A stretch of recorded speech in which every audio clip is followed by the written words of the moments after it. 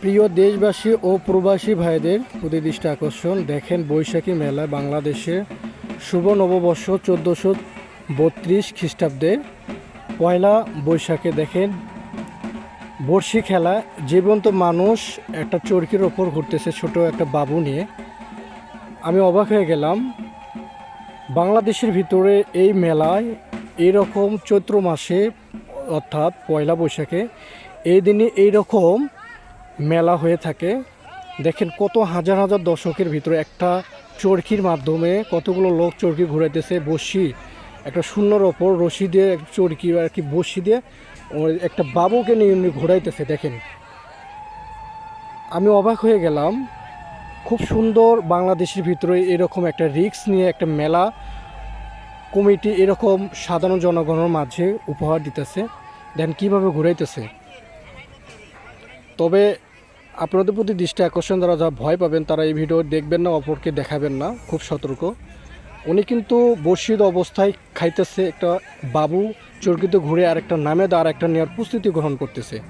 দেখেন কত সাহস।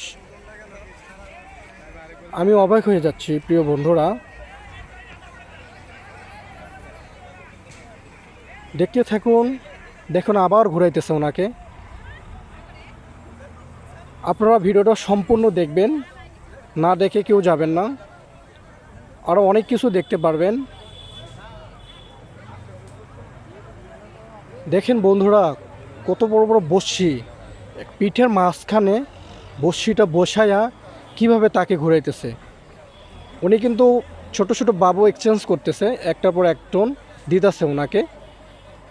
ঘোরার পরে একটার পর একটা আর ওনার হাতে দিচ্ছে শখ করে।